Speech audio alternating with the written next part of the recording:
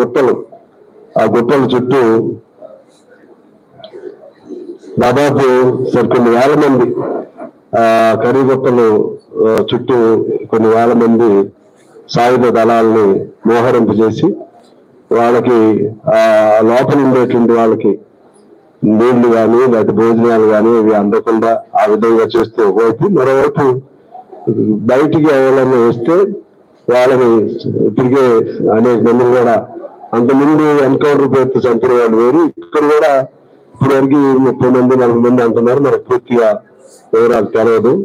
అదే పద్ధతుల్లో ఇంకా వాళ్ళని అవసరం అనుకుంటే ఆ గుట్టలు మొత్తాన్ని స్వాధీనం చేసుకుని ఇంకా టైం కోసం చూస్తున్నట్టున్నారు. లోపలికి అక్కడ బంకర్ కూడా ఉందని అంటున్నారు. సో ఆ బంకర్ ని కూడా స్వాధీనం చేసుకుని ఆ విధంగా చేయాలనేటువంటి ఒక ఫాసిస్ట్ ధోరణితో వీళ్ళని భారతదేశంలో ముందు ఎప్పుడు కూడా ఈ నక్సల్ ఉద్యమం ఆనాడు కమ్యూనిస్టు 1952 వరకు కమ్యూనిస్టు పోరాటం, సాయుధ పోరాటం కూడా జరిగింది. ఆ రోజుల్లో కూడా ఈ విధంగా ఎప్పుడు కూడా జరగలేదు. మన స్వాతంత్రం మనకు వచ్చిన తర్వాత ఇప్పుడు ఈ పేరుతో 26 మార్చి నాటికి టోటల్ గా కమ్యూనిస్టుల్ని ఎలిమినేట్ చేస్తామని సాక్షాత్తు రాజ్యాంగంలో ప్రమాణం చేసి పదవి స్వీకారం చేసినటువంటి నరేంద్ర మోడీ ప్రభుత్వం, అందులో ప్రధాన బాధ్యతలో ఉన్నటువంటి అమిత్ షా ఆ విధమైనటువంటి ప్రకటన చేసి మరి వాళ్ళని తుదముట్టించాలనేటువంటి ఒక ఫాసిస్ట్ పన్నాగంతో ఇవాళ ముందుకు వెళ్తా ఉన్నారు. ఈ పరిస్థితుల్లో ఈ దేశంలో ముఖ్యంగా మన రాష్ట్రంలో పక్కన ఉన్న ఛత్తీస్గఢ్లో ఈ ఆపరేషన్ సంబంధించిన ప్రదేశం మన రెండింటి మధ్య ఉన్న ప్రదేశం. ఛత్తీస్గఢ్ పోలీసులు మన పోలీసులు ఇద్దరు కలిసి ఈ ఆపరేషన్ చేస్తున్నారు. వీళ్ళకి తోడు సాయుధ బలగాలు పైనుంచి కూడా దింపారు, కేంద్ర బలగాలు. అంటే ఇప్పుడు ఇతర దేశాల మీద అంత ధైర్యం చేయరు వీళ్ళు. ఇతర దేశాలు మన దేశాన్ని ఆక్రమణ చేసుకున్న దేశాల మీద అట్లా ఛాలెంజ్ చేసేటువంటి ధైర్యం లేదు. ఎవరిని ఛాలెంజ్ చేస్తున్నారంటే ఈ దేశ పౌరుల మీద. వాడు చేసిన నేరం ఏంటి?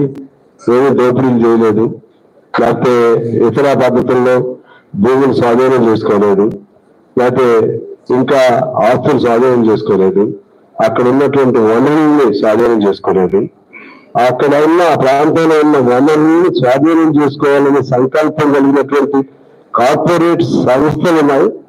వాళ్ళు హ్యాపీగా ఉన్నారు. వాళ్ళకి వీళ్ళకి జత కలిసింది, సాయుధ బలగాలకి వాళ్ళకి. ఆ విధంగా దీనిలో లోపల కుట్ర ఉంటుంది, అటు ఆస్తుల స్వాధీనం వనరుల స్వాధీనం కుట్ర ఉంది.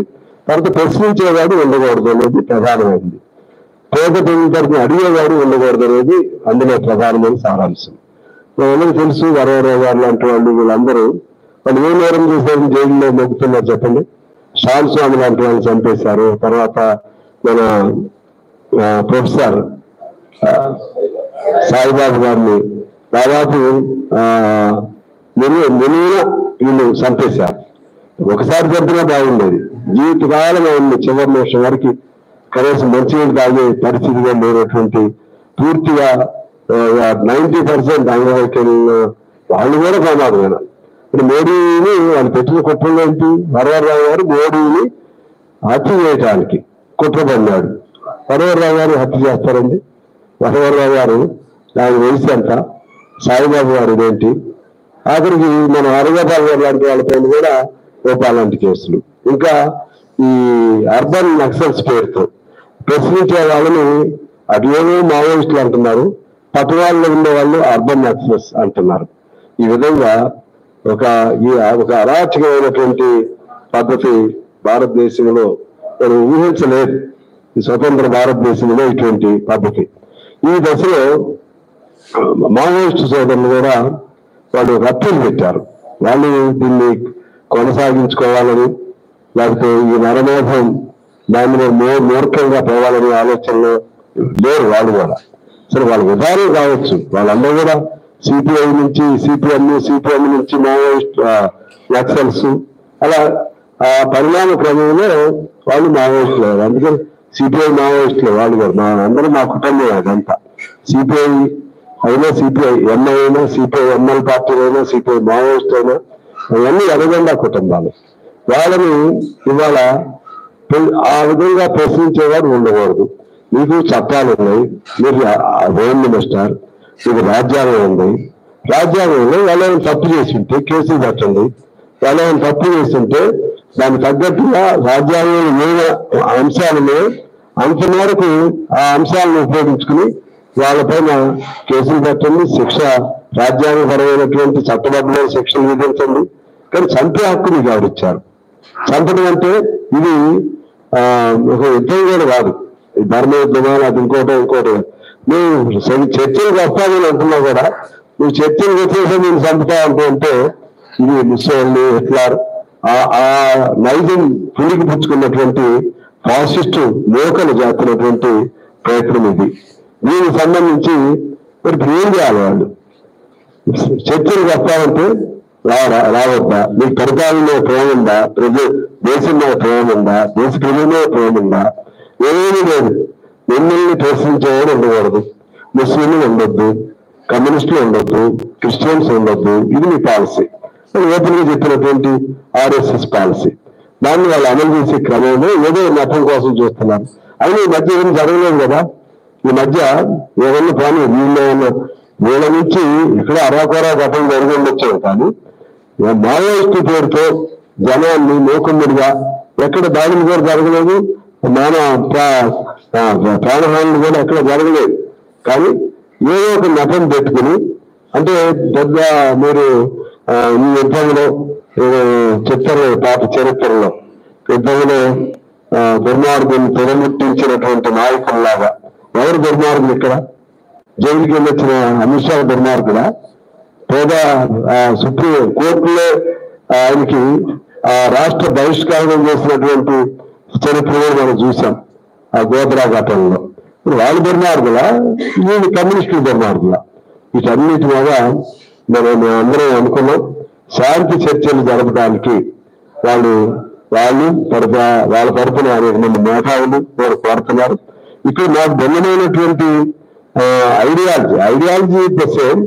సో మార్గాలు డిఫరెంట్ గా ఉండొచ్చు, కానీ ultimate goal is the same. Ultimate goal is the people interest, people welfare. Ultimate goal is the socialism. దానిలో మార్గాలు వేరు, కానీ ఎప్పుడు తప్పు కమ్యూనిస్టులు ఎప్పుడు తప్పు చేయరు. కమ్యూనిస్టులు ఎవరు కూడా ఎవరో ఒకరిద్దరు వ్యక్తులుగా వేయొచ్చారు, కానీ ఒక లక్ష్యంతో నడుస్తున్నటువంటి సిద్ధాంతం ఇది. ఈ సిద్ధాంతాలు మీకు నష్టం ఎప్పుడు చర్చించండి. చర్చించి ఇది నాకు ఇబ్బంది ప్రభుత్వానికి వాళ్ళు కూడా చెప్తున్నారు కదా. ముందు చర్చలు పిలవని మమ్మల్ని ఇతరా కావాలంటే వీళ్ళు ఏమంటే ముందు ఇతరా కన్నా అన్నారు. ఓకే, దానికి కూడా సిద్ధమే, కానీ చర్చలు జరగాలి కదా. చర్చలు జరగకుండా చేతులు తీసుకురారు కదా. ఆ విధంగా అన్యాయంగా జరుగుతున్న దీన్ని ఖచ్చితంగా శాంతి చర్చలకు వాళ్ళు ఆహ్వానించాలి. కేంద్ర ప్రభుత్వం దాన్ని ఈ దేశంలో ప్రజలు ఎన్నుకున్న ప్రభుత్వంగా మీరు గుర్తించుకుని కేంద్ర ప్రభుత్వం ప్రజాస్వామ్యబద్ధంగా రాజ్యాంగబద్ధంగా వ్యవహరించాలని కోరుతున్నాను. నేను న్యాయస్థానాలు కూడా విజ్ఞప్తి చేస్తున్నాను. న్యాయస్థానాలు ఈ అంశాన్ని సుమోటోగా స్వీకరించి తక్షణం వీళ్ళని ఆ దమనకాలం నుంచి వెనక్కి వెళ్లే విధంగా ఆ ప్రభుత్వానికి ఆదేశాలు ఇవ్వాల్సినటువంటి అవసరం ఉందని నేను కోరుతూ, ఆ క్రమంలోనే మేము కమ్యూనిస్టులుగా అన్ని పార్టీ వాళ్ళని కలిసాం. ముందు రేపు 2వ తారీఖున ఒక సెమినార్